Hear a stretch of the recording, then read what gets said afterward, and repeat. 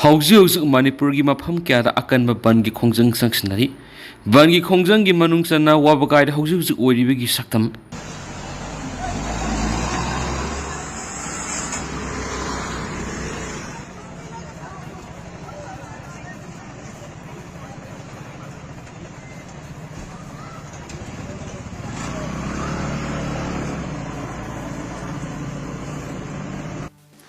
saktam asina pisum thongdo oirib saktam ni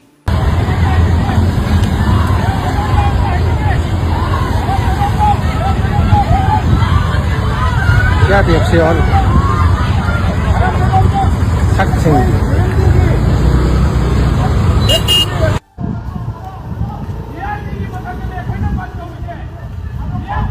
apa bro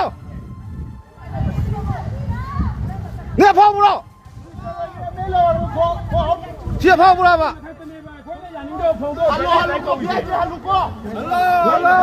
halo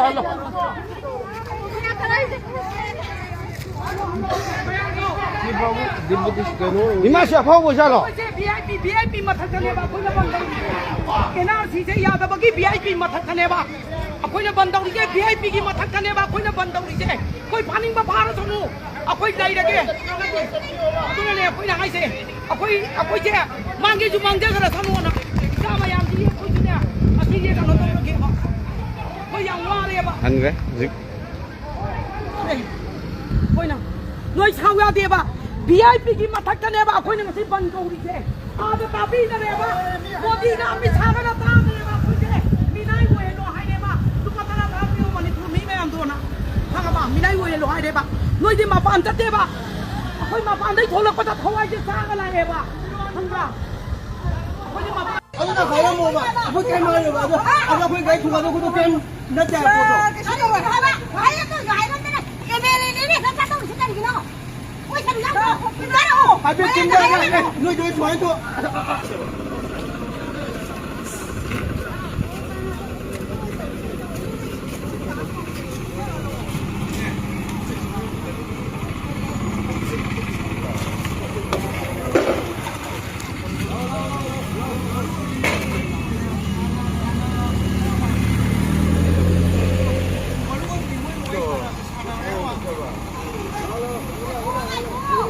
와리사나 기자 봐.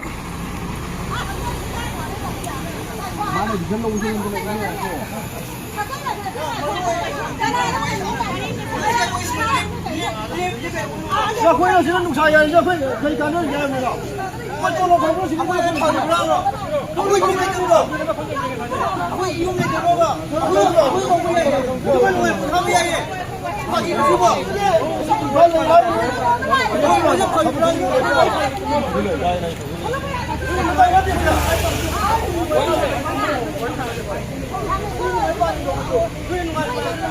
왜 사람이 그만 와봐.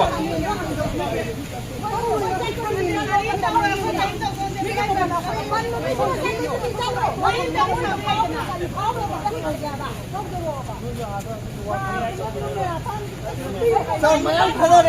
뭐 중자다대. 깐만 먹는 가나 중으로. 깐만 먹는 가나.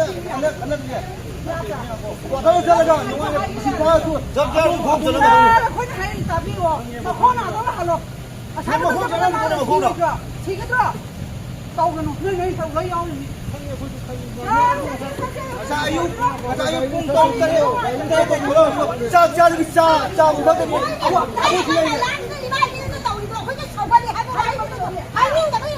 Ada kaya mo ba? Ako kay Mario ba? Ada ko kay tuwa ko to ken na ta ko to. Ano ba? Kaya to, kaya to na. MLA ni sa ta to sa gino. Oy, sabi lang. Pero. Abi tinda ga no do tuwa to. Ato biyo, ako yung matiyang pang yage. Hay ka, ado ay hay check mo na. Ado ni pajabi la photo. Si ako na tawo siya malam sa siya di ado na hay biya mo MLA na. Ado na biya ko yan. Ako ba na? Buksa ko to. Pwede siya hay ruiba. Sa do. Hay biya sa Manipur la ko ni Manipur ni how to south ni. Okay, Manipur ko matam na maklay ni boli. Delhi ke phata nahi aap lo. Ado na ya. Baya na tawo ya chumi sam ado na hay biya mo. Dar a diya. Hayo. Yan thona hayo. Isi isa mo thalo. Ne, bana na.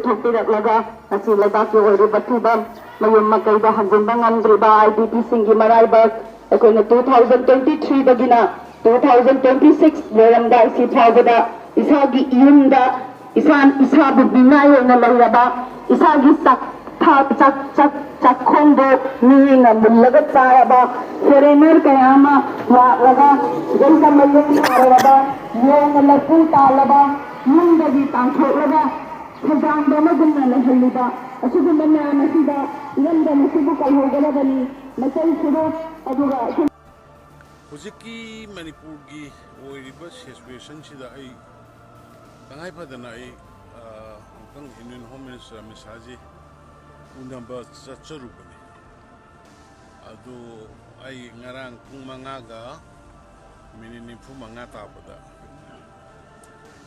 ꯑꯦꯄꯣꯏꯟꯃꯦꯟ ꯐꯪꯗꯅ ꯎꯅꯖꯔꯦ ꯑꯗꯨꯗꯩꯗ ꯌꯥꯝꯅ ꯍꯧꯖꯤꯛꯀꯤ burning ꯑꯣꯏꯔꯤꯕ issues economic blockade counter blockade ꯇꯧꯅꯗꯅ ꯄꯣꯠ ꯆꯩꯒꯤ ꯃꯃꯜ ꯇꯥꯡꯉꯤꯕ ꯇꯧꯈꯠꯂꯤꯕ ꯐꯪꯅꯗ꯭ꯔꯤꯕ ꯁꯤꯒꯤ ꯄꯣꯠꯁꯤꯃ ꯌꯥꯝ seriously ꯑꯦꯄ꯭ꯔꯥꯏꯖ ꯇꯧꯔꯝꯃꯦ ꯑꯗꯨ ꯃꯥ ꯈꯨꯗꯛꯇ ꯑꯩ ꯃꯗꯨꯒꯤ ꯑꯊꯨꯕ ꯃꯇꯝꯗ ꯃꯗꯨ ꯁꯣꯂꯨꯁꯟ ꯂꯩꯅꯅꯕ ꯇꯧꯅꯤ ꯍꯥꯏꯕ ꯑꯃ ꯑꯗꯨ ꯌꯥꯝ ꯃꯔꯨꯑꯣꯏꯅ ꯑꯩꯅ ꯄ꯭ꯔꯥꯏꯌꯣꯔꯤꯇꯤ ꯄꯤꯔꯒ ꯃꯉꯣꯟꯗ ꯑꯣꯅꯔꯦꯕꯜꯗ ꯑꯩꯅ ꯍꯥꯏꯖꯕꯁꯤ ꯍꯧꯖꯤꯛꯀꯤ NRCꯒꯤꯁꯦ NRCꯒꯤꯁꯤ ꯑꯩꯈꯣꯏ ꯒꯣꯔꯃꯦꯟ ꯍꯥꯟꯅꯒꯤ ꯒꯣꯔꯃꯦꯟ ꯑꯁꯤ ꯀꯟꯇꯤꯅ꯭ꯌꯨꯌꯦꯁꯟꯅꯤ ꯑꯩꯈꯣꯏ ꯒꯣꯔꯃꯦꯟꯅ ꯍꯥꯟꯅ ꯃꯃꯥꯡꯗ 2023ꯒꯤ ꯐꯦꯕ꯭ꯔꯨꯋꯥꯔꯤꯗ ꯃꯅꯤꯄꯨꯔꯗ ꯊꯣꯛꯏꯕ ꯏꯔꯥꯡꯁꯤ ꯊꯣꯛꯇ꯭ꯔꯤꯉꯩꯒꯤ ꯃꯃꯥꯡꯗ ꯑꯩꯈꯣꯏꯒꯤ ꯀꯦꯕꯤꯅꯦꯠ ꯗꯤꯁꯤꯖꯟ ꯑꯃꯗꯤ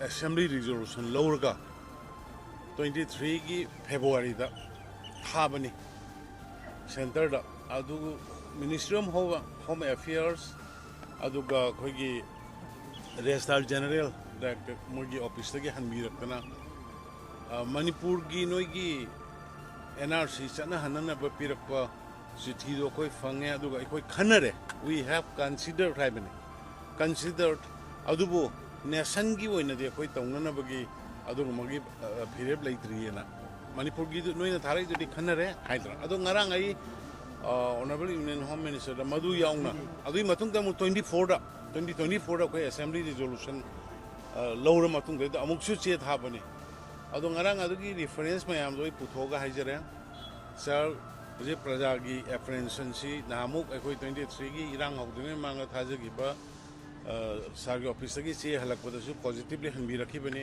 ꯍꯧꯖꯤꯛꯁꯨ प्रजाꯅ ꯄꯥꯝꯃꯤꯁꯤ ꯁꯦꯟꯁꯁ ꯇꯧꯅꯨ ꯍꯥꯏꯕ ꯅꯠꯇꯦ ꯑꯗꯣ NRCꯁꯦ खितंग NRC से हाना तौबीरगा सेंसस कोना तौबियो नत्रगदी अखोई इलीगल इमिग्रेंट्स मयाम सिंगदा मरम ओरकांदा अखोई डेमोग्राफिक इम्बैलेंस अमा लानी लैरे हुजिक लैरे बुजे खंगे अदुना हुजिक हुजिक मक्ता गवर्नमेंट रेकॉर्ड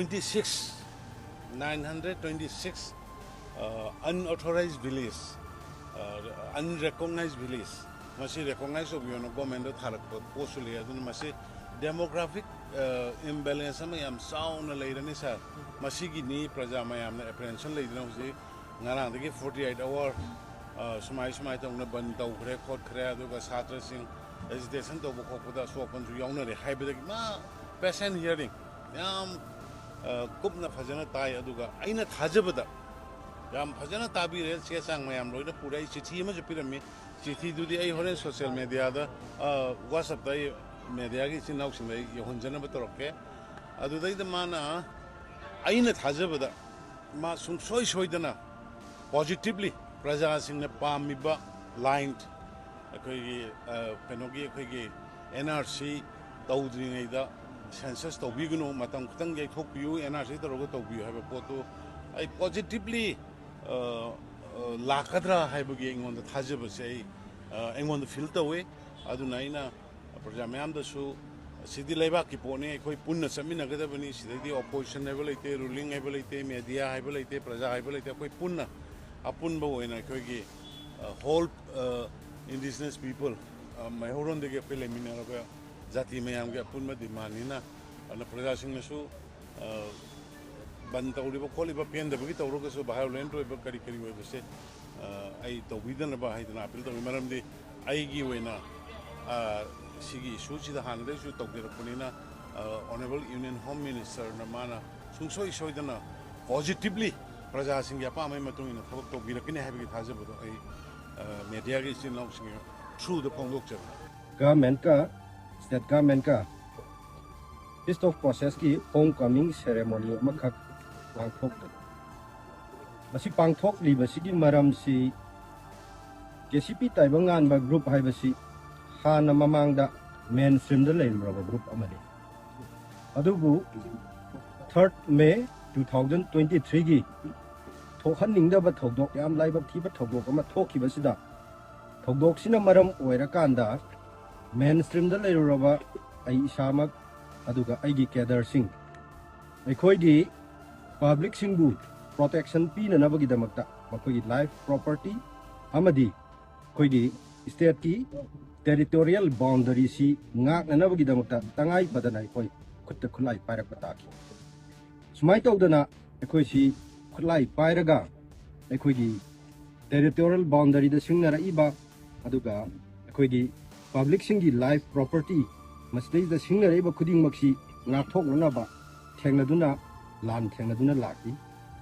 अदु मखा तारकपदा हौजिक सी खजिक्तंग नॉर्मेंसी अमखक लाकपा हाना लेरंबा फिबमदगी खजिक्तंग शांति ओइरकपा अदुना मरम ओइरकांदा प्रजा सेक्शन कयादगी एखोई सी खुदलाई थादोकलगा गवर्नमेंट का वरी साबिरो हाइबा प्रेशर मैम खोलाव मैम लाखी मधुगी प्रेशर खोलाव सिंधु पब्लिक सिंगी खोलाव दो अखोइना ईश्वर की खोलावनी ईश्वर की याथंगनी न लौजरकांदा ngasi ngasi mak अखोइना पांथोकसरिबो होम कमिंग सेरेमनी सी अखोइ गवर्नमेंट का शांति ओइना वरी सारगा अखोइसु मेन स्ट्रीम द लाकनबगिदमक्ता ngasi की सेरेमनी सी पांथोकसरि